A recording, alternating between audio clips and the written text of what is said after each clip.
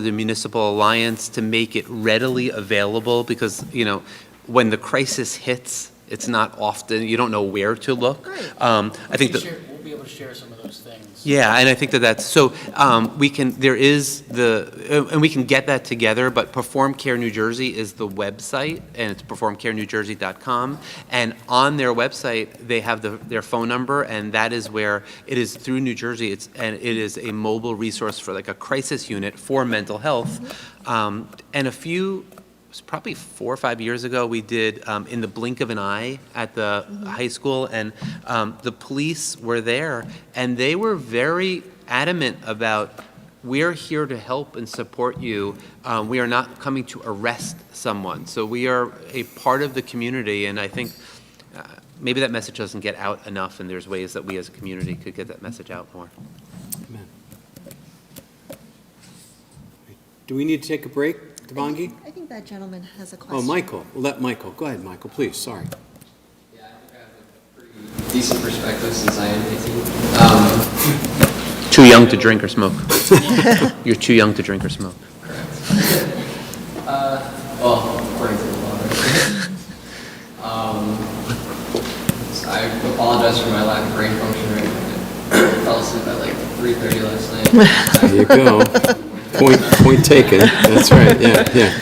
But I do have to say one thing. You guys are both pediatricians. I'm a pediatric psychiatrist, and Dr. Mandelbaum's a pediatrician. So you guys have like the power of influence to affect what somebody puts into their body and what they do with their body and their career.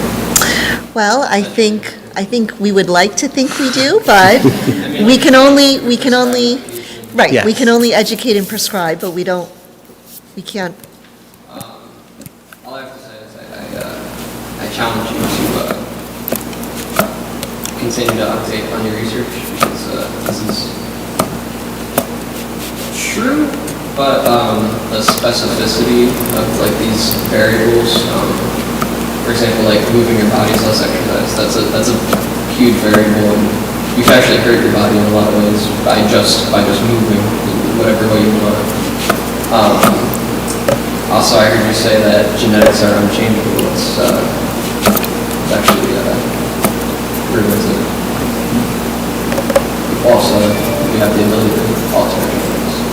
Yeah, and Naturally too, without any unnatural interventions. appreciate both of those. I think moving your body, we were just saying, in general. In general, like I think all of these things are great points, and like if you do follow these, chances are you're probably going to avoid most issues, mental health issues. Like I said, sorry for my lack of brain function right now. Yeah. But there's a lot more to be said, for sure. And like you guys said, like we can go on and on and on. Bottom line, I think like just following the research, honestly, like I think a lot of clinical research, to be quite blunt, kind of sucks, because it's like not every kid that goes to a doctor is going to be completely honest about everything they said to the doctor. Or like the doctor will kind of like, you know, oh, like what do you think is going on? It's like, oh, you have like 1 minute to react to that question. Again, it's Okay. I think. All right. Good. Good enough. Yeah. Good enough. Thank you, Michael. Thanks. Appreciate it. When we've done parenting team seminars, and this is for all of you, we've noticed two things that come out, two characteristics. One is parental anger, the feeling of being disrespected in spite of all we're doing for our kids. The other is parental fear, because parents grew up without a smartphone. So it's a whole different culture, even from, like you said, 2008. So we grew up without smartphones. Parents in their 40s did not grow up with smartphones, so you have this whole different dynamic that they just don't get. So that's something perhaps we can touch on as well and hit. I do want to turn it over to Kristen Schiro, and thank you for coming. I really appreciate what you do with Empower Somerset. You do a lot of wonderful things for the community. So I just have some questions I could ask you, and feel free to jump on and just go with those, okay? So Kristen, how has the pandemic changed substance use prevention efforts for adults and parents in the community? How has it change substance use prevention efforts? What would you say? Is the mic on? Is it working? Yes. Okay. First, I'll just talk a little bit about what Empower Somerset Go is, right ahead. in case there's Go right ahead. those in the Yeah. community that don't know. We've probably worked with some of you, worked with your children in your school districts. Empower is actually an acronym that stands for Encouraging Prevention with Education and Resources. Nice. Sometimes we don't talk about the Somerset anymore because we really do practice throughout the state. We do prevention education all throughout New Jersey. Our roots are in substance use prevention. We've been around for almost 50 years, and sometimes we are the best kept secret, and it's difficult now to describe what we do and do our 1-minute elevator pitch because our community reach is very wide. So I try to categorize us into 4 different categories. Prevention education, where we're out in the community, educating community members, veterans, adults, youth, and parents on different prevention topics. Then we have mental health awareness and teen suicide prevention. And then our third is adolescent health, where we work in schools on different health and wellness efforts. We also do teen pregnancy prevention in adolescent health. And then we have our Family Success Center. Pastor Tim Wolf, who is here with me, is actually the director of our Family Success Center. I know he's here with the faith community tonight. But our Family Success Center is located in Somerville, New Jersey, as our Empower office is. Any family or individual in need of resources can come down to our Family Success Center or call Monday through Friday, 9 to 4. And also for some family fun. We do Family Fun Night every month. We have different programs. We can host support groups at our Family Success Center. And I would welcome anyone that would like to come down and visit us anytime during those hours. So our prevention education programs really span the lifespan from preschool through retirement. We do focus on adolescents, families, parents and caregivers, and veterans, but we have several different evidence-based programs that are out there in the community. So you can ask me the question again. It was, how has the pandemic changed prevention? Exactly. Community for adults and parents. Yes. So I would say that there's a bit of a silver lining there with prevention education. Over the pandemic, we realized that we could get our education messages out to more parents because before we didn't do virtual presentations. So then Zoom comes along, whereas we might do a program at Montgomery High School and have 13 parents show up, something like that. Once we took it onto a virtual platform, we got sometimes 100 to 200 parents come to certain events, whether it was teen dating violence, suicide prevention, mental health awareness. So it was amazing to see parents come out. Maybe it was because they were stuck at home, I don't know. But the fact that they were there and hearing the messages, whereas before they weren't, I thought was amazing. And sometimes parents are shy or fearful of coming out because they don't want to be seen in the community as having a mental health concern about their child, or they fear that their child might be, made fun of because they came that night. So the, I guess, anonymity of it all was also something the parents enjoyed. And with the virtual platforms, you were able to, answer questions. There's anonymous ways. I can't think of the name of the program, but you can answer questions anonymously. So a parent could have a concern, and we would be able to answer that question without, necessarily revealing who they were. Also, for people in recovery from substance use, I'd say their options have also expanded. So if you can't get to a meeting in person, you can go online. I'd say there's just some more options, which is nice. And we really were able to host more prevention education programs than ever before. So our business really didn't suffer, and we saw more people than ever, and we were able to get the message out with parents. Sometimes we have to offer gift cards, we offer prizes, but the important thing is that they're there listening to the messages that we need them to hear. So I think they definitely became more educated during that time. And I think that the pandemic really, was an eye-opener maybe for some legislators, because we are getting more dollars in New Jersey in prevention Nice, than we had. nice. So Empower is in the process of setting up a prevention hub. Every county is setting one up. We are the prevention hub for Somerset County, where people can come for resources for prevention, because if we can prevent these things from happening, we won't get to that crisis. We won't get to that overdose or the suicide death. So sometimes I think prevention, we measure it just in economics and savings to the healthcare system, but prevention really does save lives. And some of the educational programs we have, we believe save lives and also change lives. Amen. Amen. And the third question, how can parents, and this dovetails with what we've heard, how can parents lead their children to be resilient, please? Okay, I think the doctors covered a lot of this, but parents can always play a big role in creating resiliency for their children. And I do think the doctors mentioned a lot of this, but one thing we do know is that children who have at least one trusted adult, more is better in their lives, have much better outcomes. Yeah. So you can be that trusted adult. You don't have to be the parent or caregiver. You can be the parent, the teacher, the coach, and be that trusted adult in that child's life and really make a difference. If they have someone that they can go to and talk about difficult topics like substances, like sex, like mental health, they're going to get the help they need if it starts to become a problem. So that trusted adult is very important.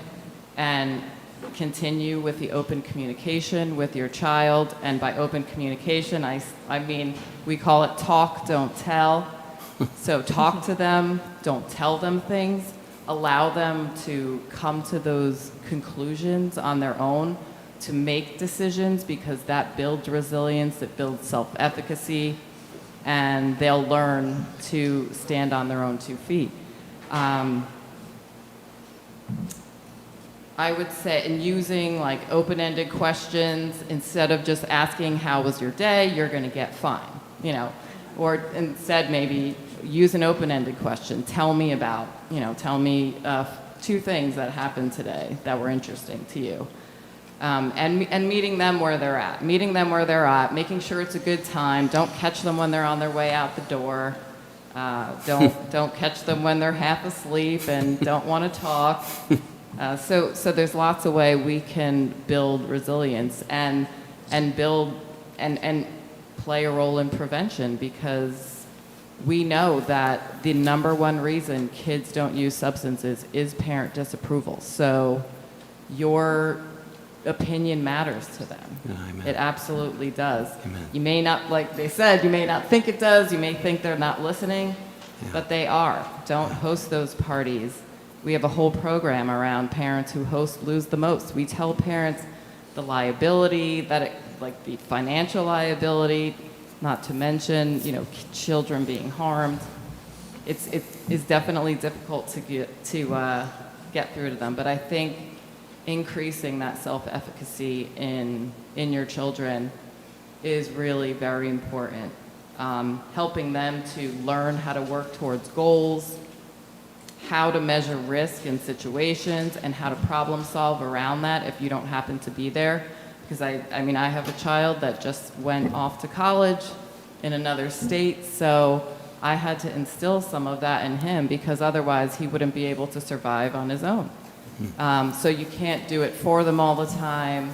I know it's sometimes easier and you're tempted because you want to do it your way, you want to do it right, or the way you think it's right. But definitely build that self-efficacy in your children. Wow. It's really good. I've noticed 2 extremes. When I was in prison ministry, we decided to bring Mother's Day cards for the inmates to send to their moms. 100 cards gone. We decided to do the same thing for Father's Day. 100 cards, 5 cards were gone. And I saw that therefore, but for the grace of God goes I grew up with a 2-parent family. So that childhood trauma. But on the other hand, what I'm seeing in Montgomery Township are not helicopter, but bulldozer parents, that we're getting more and more young men in a group that we lead to help people cope. They don't know how to live in the real world. They're at home, they're 30 years old, living in the basement, playing video games, and mom cooks and mom does the laundry, or dad. I don't want to just pick on moms. So are you seeing that extreme in this area where people have the funds and can be more pampered to be bulldoze parents, that more and more kids are coming from traumatic experiences based on being over-parented? Are you seeing that, or am I just out in the... Yeah. Yes. Okay, Yeah. you see it too. Yeah. And I think it's not just what you're describing, which I see as well, but it's also enabling. So it's not necessarily the parents, the parents are being bulldozed in a way, but it's also enabling those behaviors, not allowing, as Kristen was saying, not teaching them how to do their own laundry or put their dish in the dishwasher or, call to make their own doctor's appointments. And, the parents still, when the the adult is now 30 years old, has not been able to hold a job and, like you said, living in the basement, playing video games, and has no other responsibilities. It's something little you can do, like if your child wants a pumpkin spice latte and you're willing to spend the money on it, making them go up to the counter and ask for the pumpkin spice latte, or if something's wrong with it, have them bring it back. And I mean, I do that with my own kids. If you aren't there to speak up for yourself when I'm not there, then nobody's going to speak up for you. So you have to teach them those things. And sometimes, oh, can you do it? They'll say, can you do it? Can you do it? No, actually, you have to do it. If you want something bad enough, you'll do it. I mean, of course, if there's serious, anxiety issues, that's different. Sure. However, those are the kind of little things you can do, is just make them speak up for themselves, make them do their laundry, not every day if they're busy. You can help them out. I'm not saying don't help at all. And we actually have a prevention education program for parents and caregivers called Teen Speak. It's an evidence-based program that teaches parents to discuss difficult topics with their students. Nice. And how to approach them, how to discuss that, how to get them to open up about substance use issues, any risky behaviors, sex, or mental health issues. So that has been wonderful for a lot of the parents that we work with, and seeing how things change in their home after just some of those small changes that the doctors talked about in ways that you approach your kids, or when you approach your kids, about how they'll open up and you can become one of those trusted adults in their household. What was the name of that again? It's called Teen Speak. Teen Speak. Thank you. That's excellent. Okay. Do you have any questions that you'd like to ask Kristen, please? We'll take a moment, and if you have any questions for her and what she does. Yes, Beth. I just think it's interesting that you said a single trusted adult, because sometimes it seems like we can have good and one bad element will destroy the good. But so you're saying kind of the opposite. There's now we're out of trouble. We're just not hang on to, I guess. Yeah. I mean, what I was saying is, if you have somebody, if a child has somebody that they can go to, that they can trust, that they can open up to, it means the world of difference in their life. So if there are some, bad influences over here, they have that person that they can go to and talk to about it. If they don't have that, those one or two trusted adults, they may hold it inside, and then it may become a crisis at some point. Or they may, exhibit behaviors that they might not if they had somebody to talk to. So basically, that trusted adult is somebody they can tell things to. And if you're not necessarily, if it's your child and it's not you all the time, that's okay. They can have someone else in their life, like their pastor, their coach, something like that. So there's always going to be those bad influences out there. You're correct. Amen. But if they have somewhere to go to, unload that, that's important. It's encouraging to know that, things don't have to be perfect and you can have an influence. Yeah. Absolutely. Things are not always going to be perfect, and you know, the title of this is resilience, and that's where resilience comes in, that inner strength that helps you rebound from challenging things in life.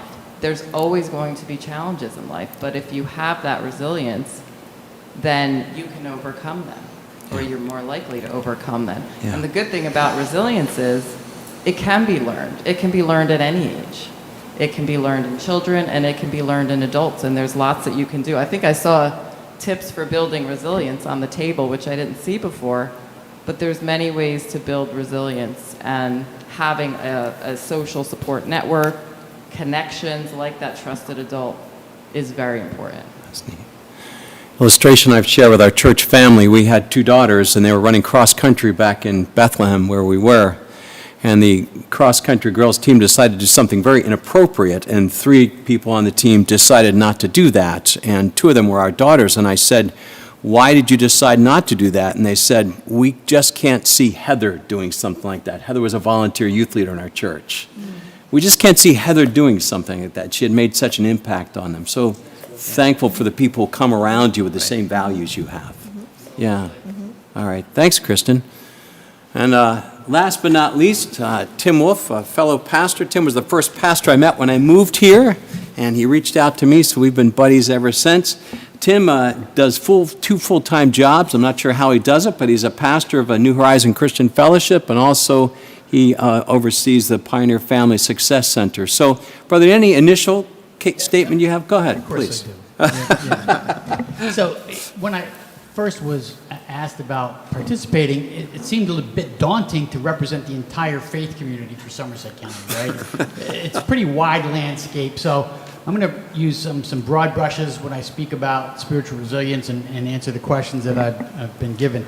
But let me start out with a few kind of presuppositions, and let me share a contention that I have, that every person has a spiritual nature. They're going to go, "Oh, I'm an atheist." Okay, we'll have that discussion some other time. You can buy me coffee and we'll go out. But every person has a spiritual nature. Let me tell you what I mean by that.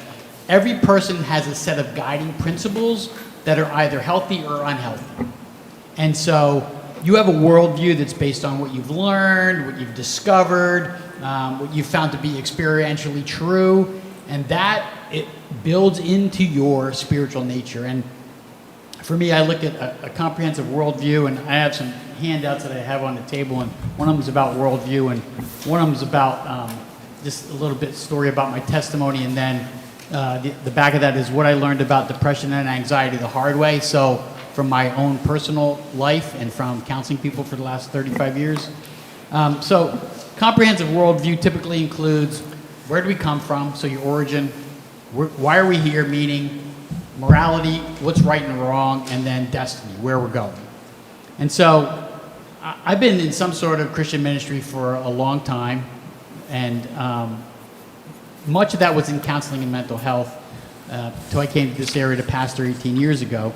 And so my goal has always been, no matter what role I'm in, to apply biblical principles to healthy thinking and living, right? So that's where some of these handouts come in, and you can avail yourself of those. I'm not going to go through them or anything. They're just readable, and if you have questions, call me. My number's on there. But let me briefly revisit the definition we're using tonight, because I want to add to it. Resilience, the capacity to withstand or recover from adversity in such a way that one is able to change course, emotionally healthy, and continue moving forward toward their goal. And one of the concerns I've had over my years of ministry in higher ed and elementary ed and then in pastoring is that as a society, we too often look at mental health and resilience through the lens of the medical model. Not that I don't appreciate it, and you guys shared some great crossover things too, so thank you. But I've just seen it over and over and over again. We're going to treat it with a pill, we're going to treat it with medication, that sort of thing. And I contend, like we've heard tonight, that we need a holistic model of understanding all the complexities of who we are. And I look at them as body, mind, soul, and spirit. You can look at it as physical, emotional, intellectual, and spiritual. And in the past 15 years or so, I think this has improved. More I'm engaging more medical professionals, more psychiatric professionals in both areas of where I serve. And so let me add this spiritual resilience definition. The ability to strengthen a set of beliefs, principles, or values that sustain an individual's sense of well-being and purpose. The ability to strengthen a set of beliefs, principles, or values that sustain an individual's sense of well-being and purpose. So, from everything I've seen in my experience in working with myself and seeing counselors myself and then helping others, is that meaning and purpose help us to navigate the storms of life. And your personal beliefs and mine come from all sorts of places, right? My question to people is always, do you know where yours come from and why? Mine happened to come from my Christian faith since I was 22. Again, you can read about that on one of these papers here. Yours may come from a religious worldview, your philosophy. Maybe you don't know for sure. I've talked to a lot of people who don't know where their values and beliefs come from, and that is a challenge. Wherever they come from, they provide either a stable platform, a stable foundation, or a shaky foundation to live through the things we've been talking about tonight. And so, like Kristen said, I appreciate it. You know, regardless of where you come from, your worldview, you're going to go through some tough times. That's a guarantee in life. I don't know anybody that's just skated right through and everything's been perfect. Maybe Pastor Brian, I don't know, you? Yeah. I know Brian said, yeah. We were never. So, no, we weren't. No. Maybe 10 years ago. Yeah, right. Okay, go ahead. So, there's some questions you have, Brian. You set me up. No, Okay. the questions that we had on the paper. You got it. Okay. Not some All right. other questions. All right. Okay, I got questions for you, brother. All right, here we go. What specific mental health stressors have you found to be most prevalent in your role as a pastor? So, I've only been pastor in 18 years, but the rest of it I was in some kind of Christian service for the many years before that. And like I said, most of it in Christian counseling of some kind. And so I've served people in a lot of life-altering situations. A lot of them were named tonight: anxiety, depression, eating disorders, broken relationships, financial failure, loss of loved ones at every level, babies, parents, children, etc., and multiple suicides and suicide attempts. I've dealt with families in that, and then a murder along the way.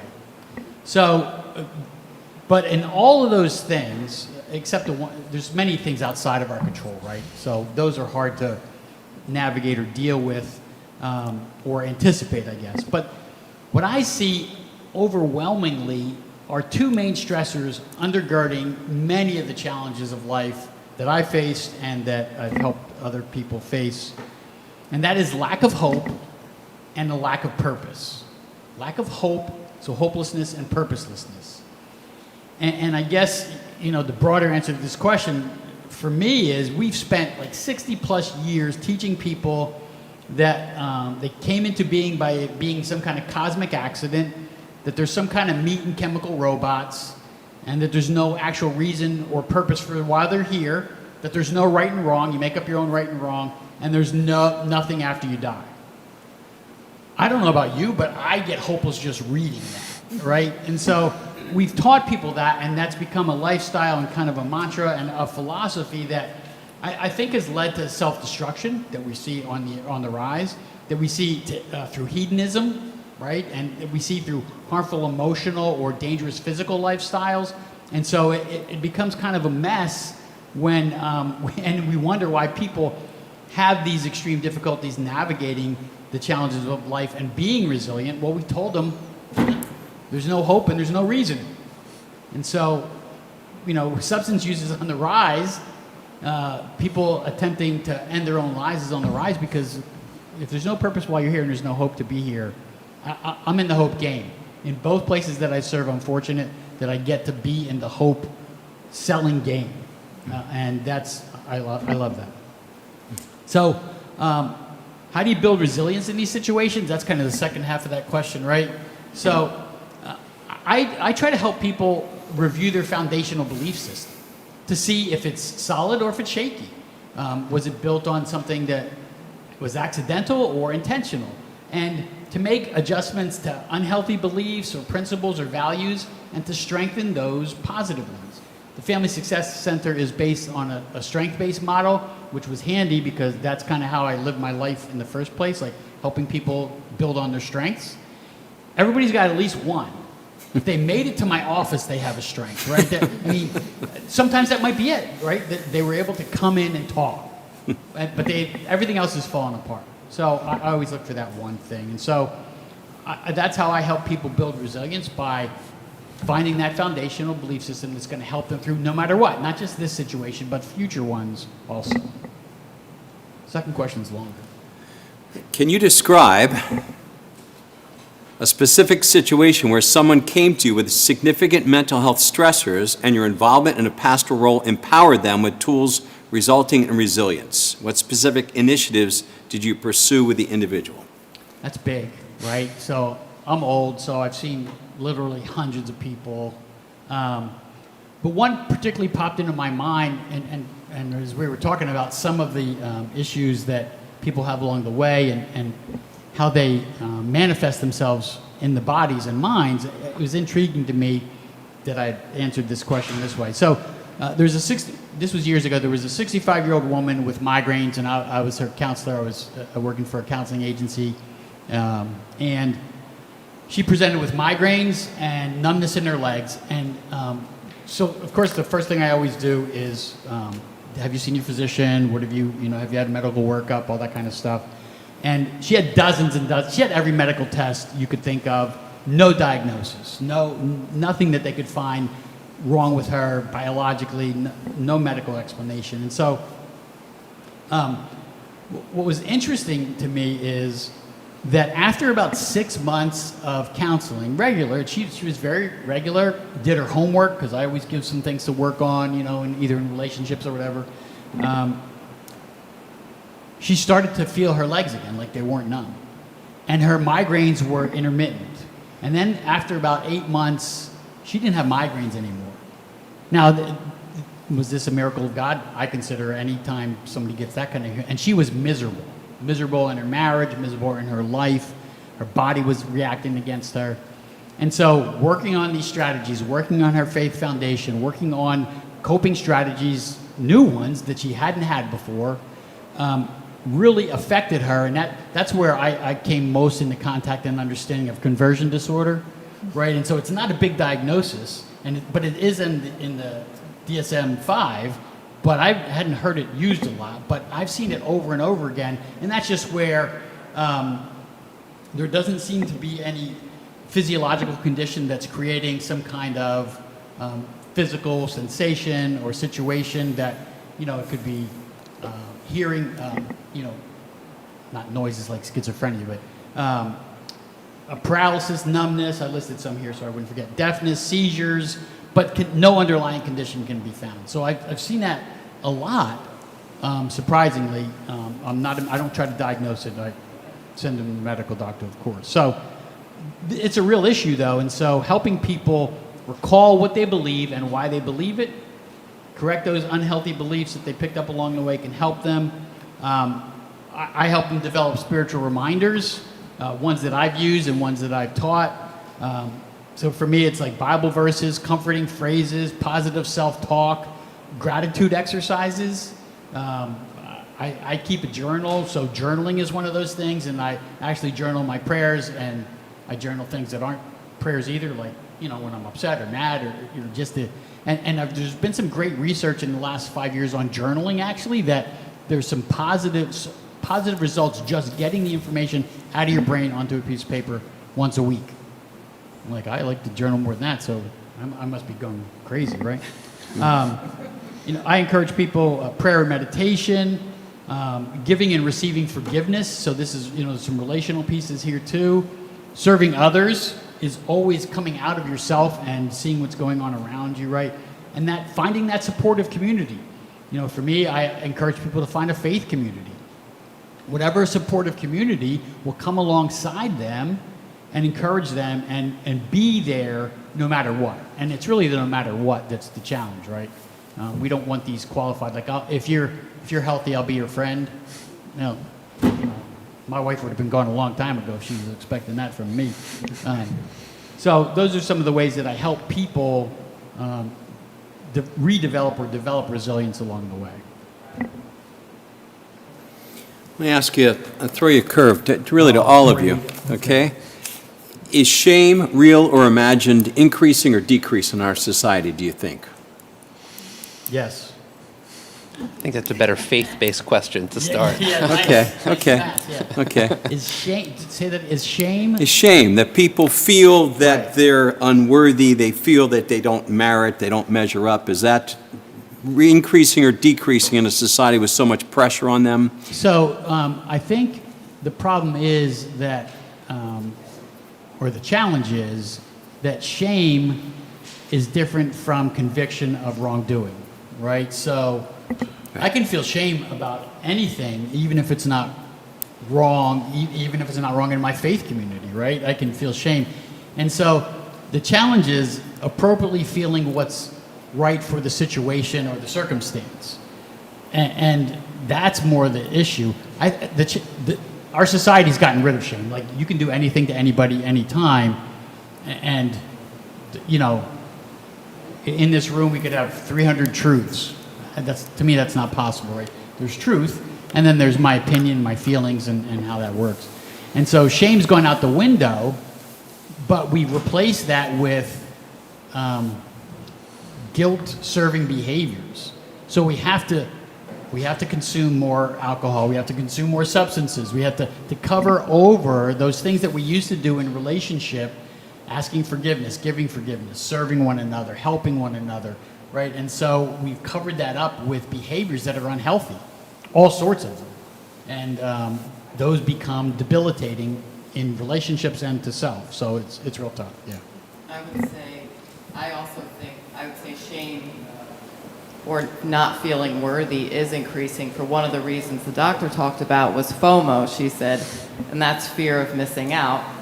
And that social media has really affected that. So where you once thought your life was wonderful and great, you now think it isn't because, you know, Susie, the neighbor, is, you know, off in the Caribbean. You didn't get to do that, and you're watching that. So I think social media has definitely affected that, like, worthiness, and is my life good? And then you end up comparing your life to someone else, and that creates more isolation, more depression, hopelessness, you know, especially in youth who are looking at and feeling like they're, you know, they are missing out. And it's all a facade, like the doctor said. So we're not. Instagram filters. Yeah, exactly. And I don't know that I would say shame, but Kristen just said self-worth. Okay. And I don't know that we focused on it, but like when we were talking about resilience to improve spirit, I think so much of the kids' self-worth comes from the opportunity for resilience, and that has changed just generationally. Like when our generation, when we had to rely on resilience because people didn't do things for us, we generated self-worth because we had opportunities, and I think we have that lack of self-worth as kids have not had the opportunities to be resilient. They haven't had chances to fail and get themselves up, so they don't feel worthy, and that's they don't know how. But I do think so. I don't know shame, but I do think we see less self-worth. Thank you. And if I can piggyback No, go on ahead, that, please. I think one of the things, it's actually what I think often for so many of our adolescents and young adults, I think when we were younger, and even in our parents' generation, we were expected to do X, Y, or Z because that's what was needed for the family. We were counted upon. We knew we were needed. We had responsibilities, and we knew if we didn't show up for work that day, then we wouldn't have money for dinner, or if we didn't help out with the laundry, you know, my mom already works 2 jobs. I think nowadays, so many of our kids and our young adults don't always feel truly needed and connected in a way to families like we used to. And so there is no sense of self-worth or I am important, I am needed. Whereas when we were younger, we were needed. We really, truly were needed. And so it's excellent. Wonderful that That's excellent. in this area we've got a lot of financial means, right? But I also think on the other hand, because they're not responsible for so much, that that underlying, feeling that you are important and you are needed is not there. I think that drives home your point, Pastor Tim, about having purpose. Yeah. Because if you're not needed, you don't feel like Right. you have a purpose. And you mentioned so many great things in building resilience, but I wanted everybody to know all of that takes a lot of practice. And Yes. when I talk about resilience, I put the word practice in, practicing gratitude, practicing being optimistic, practicing self-care. Just because you don't get it right the first time or it's not for you, that's okay. Practice Be makes kind to better. yourself. It takes practice to build resilience. It Yeah, doesn't have I don't do practice makes perfect. Practice makes better. And Progress. Practice makes I its like progress. I like the alliteration. Yeah, I like And I that. consider the family the first community, right? And the primary building block for general community. So I love what you said, yeah. How are we doing for time? Well, we have about 20 minutes. We have about 20 minutes left. All right, we got another question for you, all right? I'm Okay. game. Which one do you want? Whatever you got, hit me with it. I can answer them all. All right. Eventually. Don't put me there, okay? Yeah. How can we move forward as individuals and as a community in promoting mental health? I'm glad you asked. Pastor Good, Brian. well, there you go. Well, I think there's actually, I'll say simple, but I don't mean easy. I just mean simple ways that we can do better as individuals and a community. One of those is to promote positive relationships instead of division. And if I disagree with you theologically or whatever, we probably still have more in common than we have differences. And so I grew up, and I appreciate you saying, in our time, like I'm not 30 years older than you, but thanks. When I grew up, you could disagree with somebody and have coffee with them and still walk away as friends. That doesn't seem possible anymore, particularly in the last 8, 10 years, and it gets worse as we look at our differences instead of what we have in common. And I think everything we've been talking about, right, helping people from childhood develop this sense of purpose that can ground them for the day-to-day activities and carry them through the hard times. To pretend with our children that they're not going to have hard times is just mean. We think we're helping or protecting, but it really is mean. And I don't mean parents are being mean on purpose, but and for me, one of the things that I like to do, and I believe it's my purpose in life, is to help people understand their why.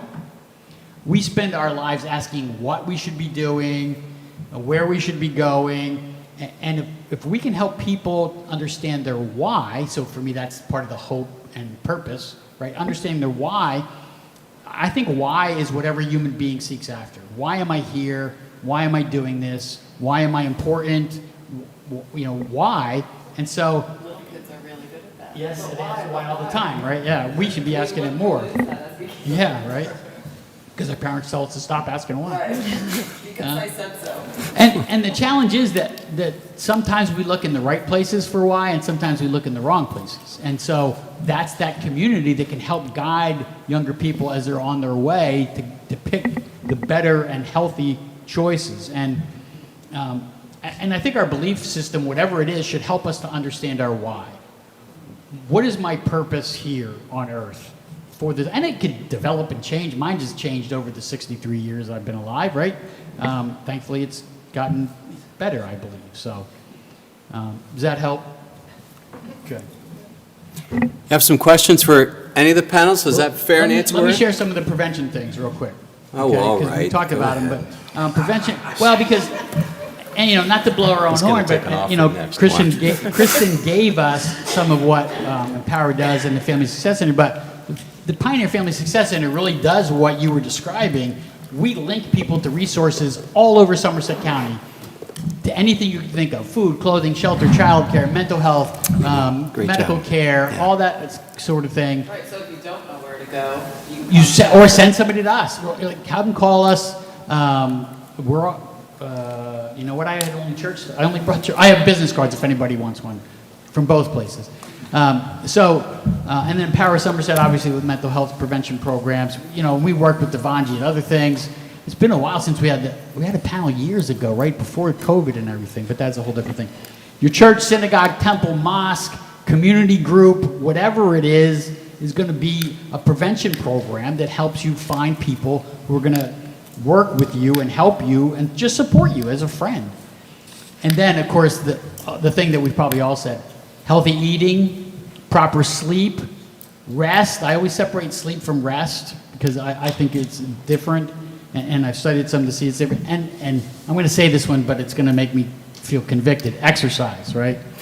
And every time Kristen tells me she went on a walk this morning or whatever, I'm like, oh, that's great. I walked from the car to the office. So, but I try to model. see, she's modeling for her team, yes. And if you don't know what's in Somerset County has amazing resources and cooperation among the agencies that is rarely found in other counties. Certainly wasn't found in Philadelphia when I served there because nobody cooperated with anybody there.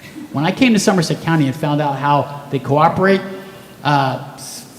6 years ago, they even set up a faith-based committee of the Youth Services Commission in the county to start partnering with the faith community. So the county really is eager to help and serve, and it's like everybody says, we just try to keep getting the word out, getting the word out, getting the word out. So it's advertising and marketing because you'll go, I never heard of Empower Somerset, I never heard of Pioneer Family Success Center. Well, we've been around 10 years, they've been around almost 50 years, and so she hasn't, but you know. I was trying to be nice. Yeah, I have to go to the office tomorrow, so. So there's great resources available, and it is the trouble of, you know, where are they? How do we get to them? And so we try to keep the health departments apprised. We work with Hillsborough Health Department specifically on COVID during the whole time. And we do have a giant database of everything that's going on, every agency, every nonprofit, everything, every food bank. We have a food bank map we could send you the link to that you can look at a map and, oh, there's where I live, here's a food bank, where's the address. We have all sorts of resources that we can share, and we do on a regular basis. We'll come out and do programs and workshops and trainings on whatever you can think of, parenting issues.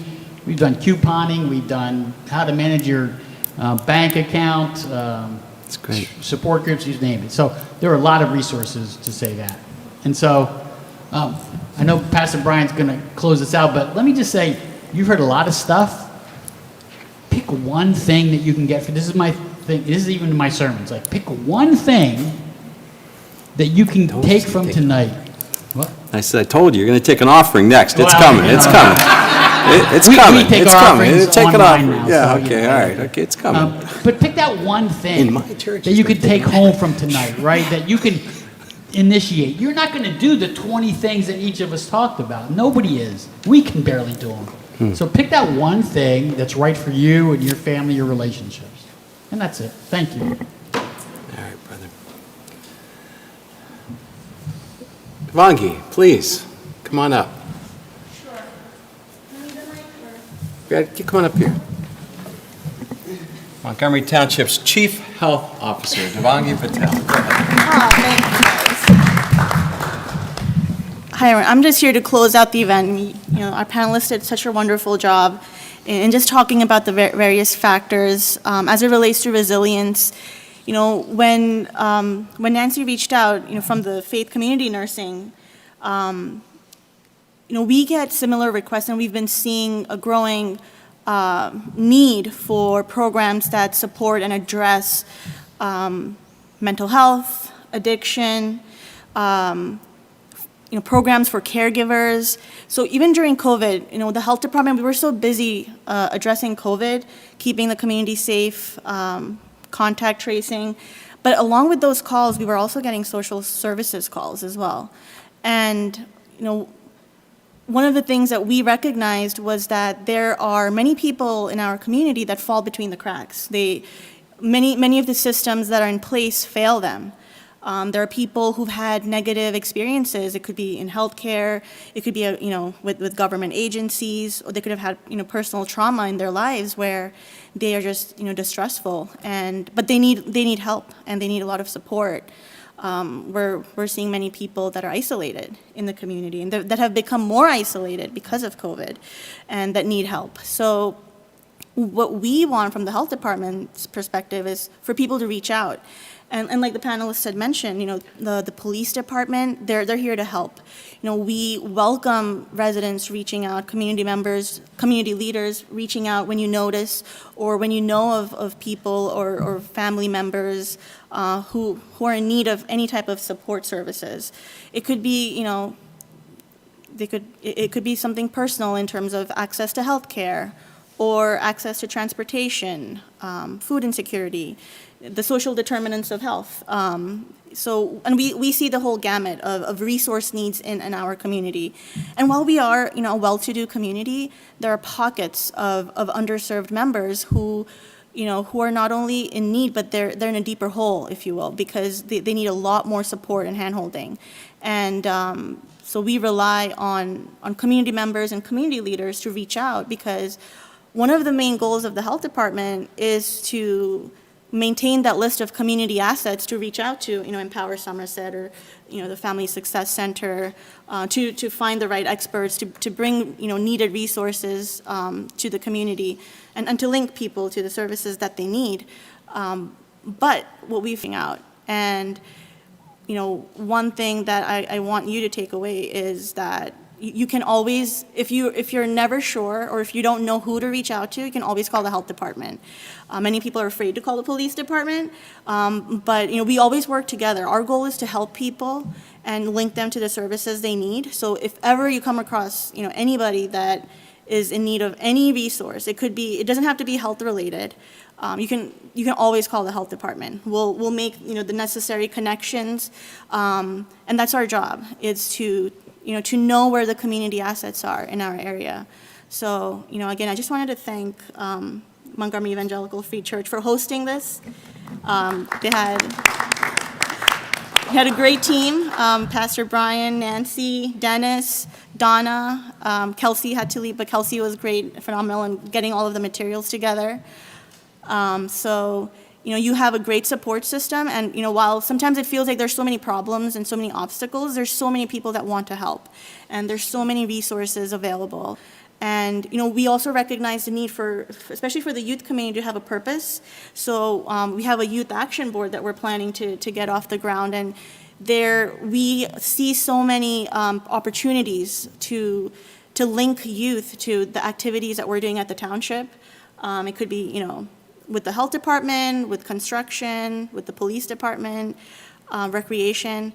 And so that's what we want. We want people to have a goal, and we want to increase those opportunities. So, keep that in mind, and we're here if you ever need us.